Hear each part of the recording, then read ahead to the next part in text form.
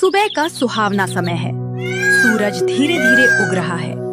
वहीं रमेश अपनी पुरानी लेकिन बेहद साफ सुथरी बर्गर की रेहड़ी को धकेलते हुए लाता है। उसका बेटा छोटू उसके साथ है, जिसके कंधे पर स्कूल का बस्ता टंगा है।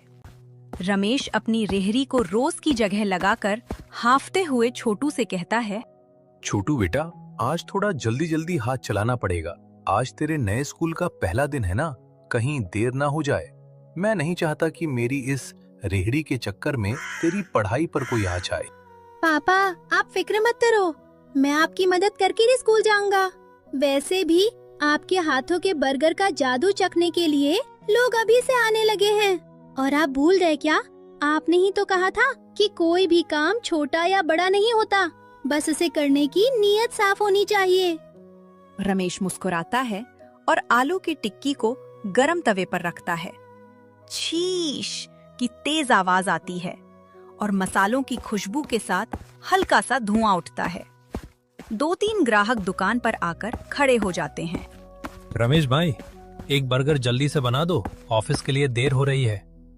पर भाई, टिक्की थोड़ी करारी रखना और हरी चटनी थोड़ी ज्यादा डालना। बिल्कुल शर्मा जी, आपके लिए तो मक्खन मार के एकदम कड़क बर्गर बनेगा। छोटू बेटा, जरा नैपकिन देना और साहब के लिए ठंडे पानी का ग्लास भी निकाल। फिर रमेश बर्गर को साफ कागज में लपेटकर ग्राहक को देता है। ग्राहक बर्गर का एक बड़ा निवाला खाता है और उसके चेहरे पर गजब का सुकून आ जाता है। वाह रमेश, सालों से शहर का स्वाद बदल गया, बड़ी बड़ी दुकानें खुल गईं, पर तेरे इस 20 रुपए वाले बर्गर का स्वाद और तेरा ये अपनापन आज भी नहीं बदला। जीते रहो भाई, भगवान तुम्हारी बरकत करे। और सड़क के दूसरी तरफ वहां एक बड़ा आलीशान और कांच से चमकता हुआ 3 स्टार रेस्टोरेंट है, जिस पर बड़े अक्षरों में लिखा है चूनीलाल फास्ट फूड। चूनीलाल अपने रेस्टोरेंट के सामने से रमेश की दुकान पर लगी भारी भीड़ को गुस्से में घूर रहा है। उसके चमचमाते काउंटर पर महंगे बर्गर रखे हैं, जिन्हें कोई पूछ भी नहीं रहा। वेटर खाली बैठे मक्खियां मार रहे हैं। अरे, ये सड़क छाप 2 कौड़ी का बर्गर वाला मेरे लाखों के एसी रेस्टोरेंट का धंधा मंदा कर रहा है। मेरा 200 रुपए का बर्गर यहाँ काउंटर पर रखे रखे सड़ रहा है और उसकी उस खटारा रेहड़ी पर जैसे मुफ्त का माल बट रहा हो। पूरा हफ्ता बीत गया, गल्ले में 1000 रुपए भी नहीं आए। मुझे इस चूहे को यहाँ से खदेड़ना ही पड़ेगा। चूनीलाल गुस्से में तिलमिलाते और अकड़ते हुए सड़क पार करके रमेश की दुकान के पास आकर सीधे तवे के सामने पहुंच जाता है। ओए रमेश, ये क्या सड़क पे तमाशा लगा रखा है तुमने? चारों तरफ धुआं और गंदगी मचा रखी है। तुम्हारा ये घटिया और सस्ता बर्गर खाकर लोग बीमार पड़ जाएंगे। अपनी ये खटारा रेहड़ी यहाँ से हटाओ। मेरे आलीशान रेस्टोरेंट के सामने फुटपाथ पर कचरा मत फैलाओ। चूनीलाल अंकल, कचरा और बासी खाना हमारे यहाँ नहीं, आपके उस बंद रेस्टोरेंट के फ्रिज में सड़ रहा होगा। मेरे पापा सुबह 4 बजे उठकर मंडी से ताजी सब्जियां लाते हैं, एकदम साफ सुथरा और ताजा बर्गर बनाते हैं। पूरा शहर ये बात जानता है, तभी तो सब यहाँ आते हैं। चूनीलाल जी, गुस्सा थूकिए। मैं तो बस मेहनत करके अपने बच्चे के लिए 2 वक्त की सूखी रोटी कमा रहा हूँ। जो गरीब महंगे होटलों में नहीं जा सकते, उन्हें सस्ते में अच्छा खाना मिल जाता है। बस यही मेरी असली कमाई है। मेरा आपसे क्या मुकाबला? आप बड़े आदमी हैं, मैं एक छोटा सा रेहड़ी वाला। जबान मत लड़ाओ रमेश। ये जो लोग आज तुम्हारे गुण गा रहे हैं ना, कल कोई थूकेगा भी नहीं। बहुत जल्दी तुम्हारा ये ईमानदारी का भूत और ये घमंड मिट्टी में मिला दूंगा। देखते हैं कब तक टिकते हो तुम इस चौराहे पर। चूनीलाल पैर पटकते हुए और गुस्से में बड़बड़ाते हुए वापस चला जाता है। दोपहर का समय है, कड़कती धूप है। छोटू स्कूल गया हुआ है। रमेश थका होने के बावजूद अकेला मुस्कुराते हुए बर्गर बना रहा है।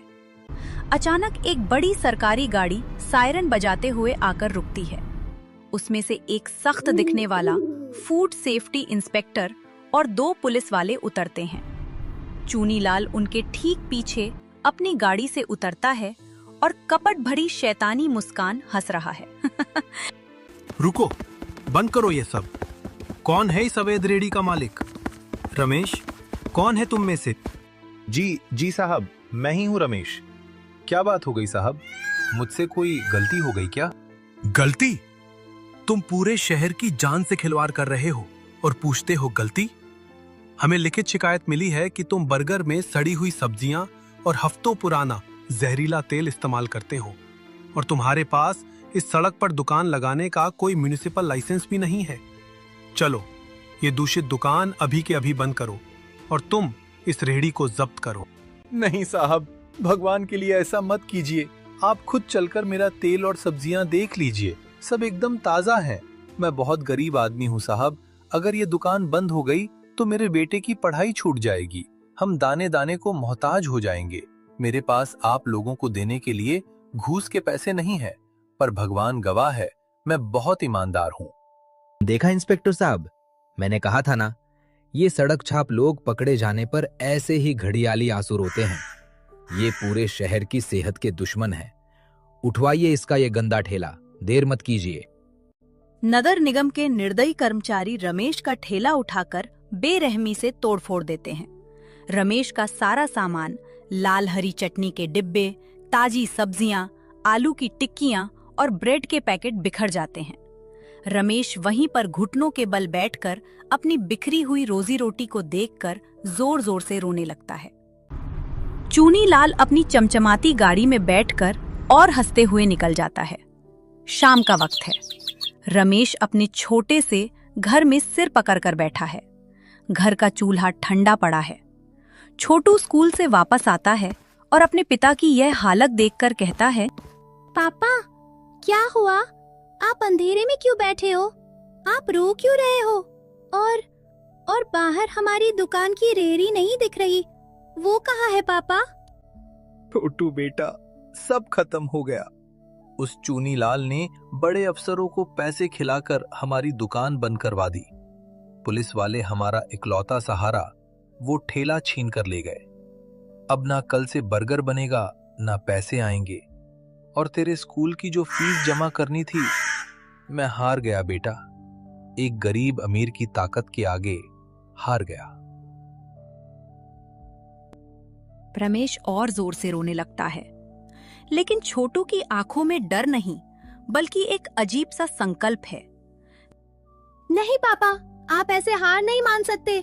माँ की कसम आपको, चूनी लाल ने सिर्फ हमारा लकड़ी का एक ढांचा छीना है। आपके हाथों का हुनर, आपका स्वाद और आपकी मेहनत नहीं। लोग उस लोहे और लकड़ी के ठेले को देखकर नहीं आते थे, वो आपके साफ सुथरे और स्वादिष्ट बर्गर के दीवाने हैं। पर बेटा, बिना ठेले के मैं सड़क पर खड़ा कैसे होऊंगा? लोग जानेंगे कैसे कि मैं कहाँ हूँ? हमारे पास नया ठेला बनाने के पैसे भी तो नहीं है। पापा, आपने ही तो मुझे नए जमाने के साथ चलना सिखाया है। ये देखिए, डिजिटल इंडिया। आजकल दुकान सड़क पर होना जरूरी नहीं है, इंटरनेट पर होना जरूरी है। हम अपने इस छोटे से घर के आंगन को ही अपनी रसोई बनाएंगे। मैं आपके बर्गर बनाने का वीडियो रिकॉर्ड करूंगा और उसे सोशल मीडिया पर डालूंगा। शहर के लोग खुद ब खुद हमारे घर का रास्ता ढूंढते हुए आएंगे। रमेश अपने बेटे की समझदारी देखकर दंग रह जाता है। उसकी आंखों के आगे छाया अंधेरा दूर होने लगता है और उम्मीद की एक नई किरण चमकती है। अगली सुबह रमेश के चेहरे पर अब उदासी नहीं, बल्कि एक नया जज्बा है। वो अपने घर के छोटे से कच्चे आंगन में लकड़ी की मेज बिछाते हैं। रमेश टेबल के सामने खड़ा हो जाता है और छोटू सामने खड़े होकर अपने फोन का कैमरा ऑन करता है। राम राम दोस्तों, ये जो स्क्रीन पर आप देख रहे हैं, ये मेरे पापा हैं, रमेश कुमार, हमारे शहर के सबसे ईमानदार और सच्चे बर्गर वाले। कल कुछ बड़े और जलनखोर लोगों ने पैसों के दम पर इनका ठेला हमसे छीन लिया ताकि हम भूखे मर जाएं।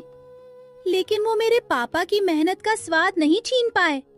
आज से हम अपने इसी छोटे से घर यानी मकान नंबर 5 स्टेशन रोड से काम शुरू कर रहे हैं। अगर आपको सच में साफ सुथरा, सेहतमंद और बिना किसी मिलावट का सच्चा स्वाद चखना है, तो हमारे घर आइए और एक सच्चे और मेहनती इंसान का साथ दीजिए।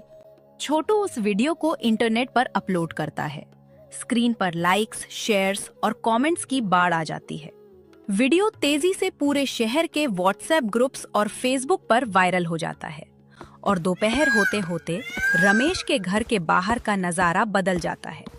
वहां 2-4 नहीं बल्कि 10-50 से ज्यादा लोगों की लंबी कतार लग चुकी है। लोग अपनी गाड़ियां और मोटरसाइकिल खड़ी करके रमेश के आंगन के बाहर इंतजार कर रहे हैं। रमेश भाई, हमने सुबह सुबह सोशल मीडिया पर आपके बेटे का वीडियो देखा। हमारा खून खौल उठा ये देखकर कि आपके साथ कितनी नाइंसाफी हुई। हमें तो पहले से पता था कि आप कभी कुछ गलत नहीं कर सकते। चूनीलाल के उस बासी रेस्टोरेंट का बहिष्कार, हमारे लिए 10 बर्गर पैक कर दीजिए, मैं अपने पूरे परिवार के लिए ले जाऊंगा। आप सबका बहुत बहुत धन्यवाद। विपत्ति के समय आप सबने एक गरीब का घर उजड़ने से बचा लिया। मैं मरते दम तक आपकी सेवा में शुद्ध खाना ही बनाऊंगा। तभी वहां अचानक फूड डिपार्टमेंट की एक बड़ी विजिलेंस गाड़ी आकर रुकती है। भीड़ घबरा जाती है।